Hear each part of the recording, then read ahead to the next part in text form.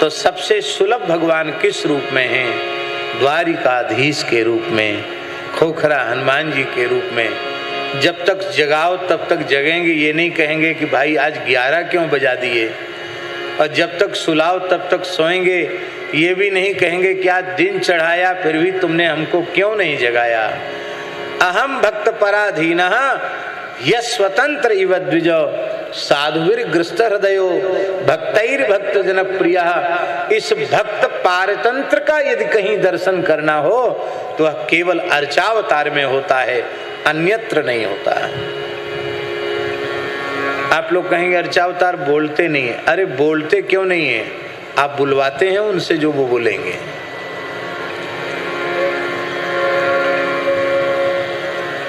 आज एक छोटा बालक कल्याण दास, कल्याण नाम का बालक, वो बालकृष्ण बने थे, छोटे से गोद वाले कल्याण जी। वो बोल लेते हैं, अभी बोलते हैं कि नहीं? नहीं बोलते हैं। फिर भी आप गोद में लेके बोलते हैं उनसे कि नहीं? आ बेटा, लाला, कल्याण, कल्याण। तो कल्याण ऐसे आंख करके देखता है। ऐसे आप कभी ठाकुर को लाड़ करते हैं क्या? ऐसे लड़ाते हैं लाड़? जैसे छोटे बच्चे को बोलना सिखाते, आपने सिखाया कभी? चंदन लगाया, आंख में लग रहा है कि नाक में लग रहा है, इसकी तो कोई तुम्हें स्मृति नहीं है कि चंदन कहाँ लग रहा है। ठाकुर जी के नेत्र में लग रहा है कि उनकी नासिका में लग रहा है। और भोग के नाम पर 4 चनोरी धर दी, अथवा यहाँ गुजराती में साकर कहते हैं, थोड़ी सी साकर रख दी और उसी पर दिन भर चींटियाँ लग रही हैं। दूसरे दिन उसको हटाया जाता है। अपने एसी में बैठे, ठाकुर जी के बाड़ी में पंखा तक नहीं है, अब फिर आप कहो कि ठाकुर जी बोलते नहीं। खाक बोलेंगे तुमसे? उनको लाड़ लड़ाओ, जैसे छोटे बच्चे को बोलना सिखाते हैं ऐसे बोलो उनसे। इतना बोलने लग जाएंगे कि आप माला फेरोगे तो आपको कहना पड़ेगा चुप रहो, थोड़ा जप कर लेने दो, भजन कर लेने दो। श्री वृंदावन में एक माताजी रहती थी। सत्य घटना सुना रहे हैं आपको। मीरा जी ने प्रकट होकर उनको दर्शन दिया था, उन पर कृपा की थी।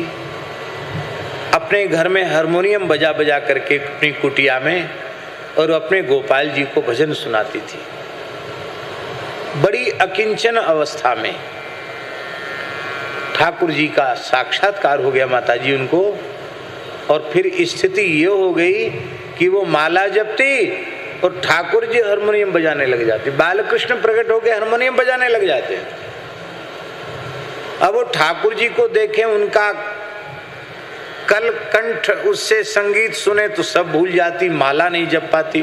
गुरु महाराज ने जो माला बताई थी वो संख्या पूरी नहीं कर पाती, तो कई बार डांट कर कहना पड़ता था चुप, बंद करो, माला फेर लेने दो हमको।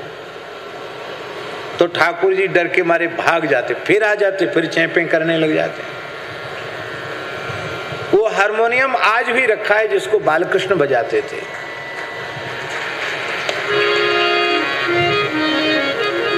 आप बोलते नहीं ठाकुर जी से।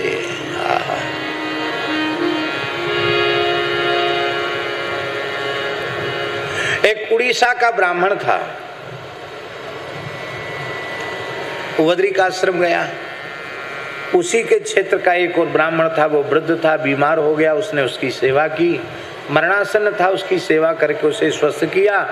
लौट के वृंदावन आए तो वृंदावन में गोपाल जी विराजमान थे। जहाँ सिंगापुर की कल घटना सुनाई थी वहीं की घटना है। वहाँ गोपाल जी विराजमान थे। उस ब्राह्मण ने कहा तुमने देखो मेरे प्राण बचाए हैं, तुम भी ब्राह्मण बालक हो, मैं अपनी सयानी कन्या का वाग्दान तुम्हारे लिए करता हूँ, तुमसे विवाह करूँगा। यदि मैं विवाह न करूँ तो मेरे संपूर्ण तीर्थ यात्रा के पुण्य और जीवन भर के पुण्य नष्ट हो जाएं, क्योंकि जो उपकार करे उसके प्रति प्रत्युपकार करना चाहिए। बालक बोला हमारे विवाह का मन नहीं, आपने कह दिया तो देखा जाएगा। वो घर में गया माताजी, तो घर वालों ने मना कर, अरे हम लोग अमीर हैं, वो गरीब है, निर्धन है, इतनी प्रतिष्ठा उसकी समाज में नहीं है, उसको हम लोग अपनी बेटी नहीं दे सकते। उसने कहा महाराज क्या करें, मैं धर्म संकट में हूँ, घर में मेरी चल नहीं रही है, मेरा वचन निष्फल हो रहा है। उस ब्राह्मण बालक के मन में विवाह की इच्छा नहीं थी, लेकिन उस ब्राह्मण बालक ने कहा कि कहीं इस ब्राह्मण का इतना कठोर श्रम पूर्वक अर्जित जो पुण्य है वो नष्ट न हो जाए। पैदल यात्राएं थी, पूरे पैदल 4 धाम की यात्रा की। तो ब्राह्मण ने पंचायत जोड़ी, ब्राह्मण कुमार ने। पंचों ने कहा, इन्होंने वृंदावन में कहा था, किसके सामने कहा था, गवाही कौन है? बोले गवाही गोपाल जी हैं। तो पंच तो पहले से सीखे पढ़े थे। पंचों ने फैसला क्या दिया माता जी कि यहाँ उड़ीसा में आकर गोपाल जी पंचों के बीच में खड़े होकर गवाही दें, साक्षी दें कि हाँ इस वृद्ध ब्राह्मण ने ये प्रतिज्ञा की थी, तो होगा, नहीं तो नहीं। ब्राह्मण गया बेचारा, फिर से पैदल चल के वृंदावन गया, ठाकुर जी के सामने बैठ गया। ठाकुर जी तो बोले नहीं। 2 दिन 3 दिन 3 रात्रि हो गया। अंत में भगवान का हृदय द्रवित हो गया। भूखा प्यासा ब्राह्मण कहाँ से चल के आया, कहीं मर न जाए। भगवान का हृदय द्रवित हुआ। रात्रि में भगवान ने उस ब्राह्मण कुमार से कहा, अरे भाई तुम कैसे भोले आदमी हो, मूर्ति कहीं किसी की गवाही देती है चलकर? तो ब्राह्मण तो बुद्धि में सदा श्रेष्ठ होता है। उसने कहा, मूर्ति बोलती भी है क्या? बोल रही है मूर्ति, तो जब बोल रही है तो चल क्यों नहीं सकती है? भगवान बोले, साधुओं की कहावत बिल्कुल सही है, जो बोला सो मरा। हम बोल गए तो फंस गए, अब तो चलना पड़ेगा। बोले गवाही को लोग खिला पिला के ले जाते हैं, हमको खूब दूध, घर की सामग्री, मालपुआ, खीर और बढ़िया सुंदर खोवा के पेड़ा, कलाकंद, रबड़ी, मलाई, ये सब खिला खिला के ले चलना पड़ेगा। बोले हम तो खुद ही भूखे मर रहे हैं, गरीब आदमी कहाँ से? भगवान बोले, हमारे श्रीअंग पर बहुत आभूषण हैं, हम तुमको दे दिया करेंगे कोई ना कोई निकाल के, और तुम बेच करके सामान लाना, हमारे लिए रसोई बनाना, हमको खूब चकाचक जिमाना और तुम भी तृप्त होके पाना। और तुम आगे आगे चलोगे, हम तुम्हारे पीछे पीछे चलेंगे, मुड़ के मत देखना, मुड़ के देखोगे तुम खड़े हो जाएंगे। और जब गांव निकट आ गया, ये आज भी खुर्दा गांव की घटना है माता जी, जगन्नाथपुरी के पास खुर्दा है, वहां की घटना है। खुर्दा गांव तक भगवान आ गए, वहीं का वो ब्राह्मण था।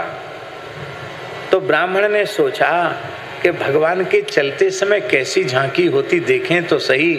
जैसे मुड़ के देखा तो ठाकुर जी खड़े हो गए। बोले अब एक पग नहीं चलेंगे, हमने, हमारी प्रतिज्ञा पूरी हो गई। तो बोले पंचायत में चलकर आपको गवाही तो हम देंगे, लेकिन अब हम इतनी दूर से चल के वृंदावन से यहाँ तक सैकड़ों कोस चलकर आ गए, तो तुम्हारे पंच इतने लाट साहब हो गए कि वहां से चल के तुम्हारी पंचायत यहाँ नहीं आ सकती। लोगों ने प्रस्ताव स्वीकार किया और पंच वहां आकर बैठे। तो भगवान ने कलिकाल में सबके सामने बोल करके गवाही दी। उन ठाकुर जी का नाम आज भी साक्षी गोपाल है। जब हम लोग जाते हैं जगन्नाथपुरी, तो बिना साक्षी गोपाल के दर्शन के जगन्नाथ जी की यात्रा पूर्ण नहीं मानी जाती है। बोलो साक्षी गोपाल की। तो कितनी लीलाएं अर्चावतार ने की हैं। चलकर अर्चावतार गया, बोलकर अर्चावतार गया,